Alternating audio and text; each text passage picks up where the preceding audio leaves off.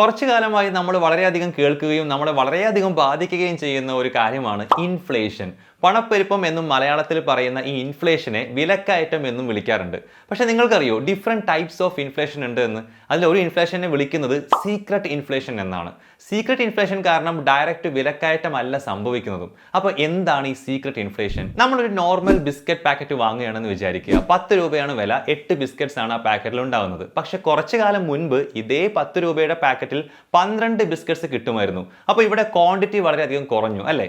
ഇതുപോലെ തന്നെ ചില ട്രാവൽ സർവീസസ് എടുത്തു കഴിഞ്ഞാൽ, ഇപ്പോൾ ഫ്ലൈറ്റ്സ് എടുക്കുകയാണെങ്കിൽ മുൻപ് അവർ തന്നിരുന്ന പല സർവീസസും ഇന്ന് നൽകുന്നില്ല. അപ്പോൾ ഇൻഫ്ലേഷൻ എന്ന് വെച്ചാൽ വില ഉയരുക എന്നല്ല എപ്പോഴും മീൻ ചെയ്യുന്നത്. ഇൻഫ്ലേഷൻ അനുസരിച്ച് കമ്പനി സെയിം പ്രൈസ് കീപ്പ് ചെയ്തുകൊണ്ട് തന്നെ ക്വാണ്ടിറ്റി കുറച്ചു കൊണ്ടുവരാം.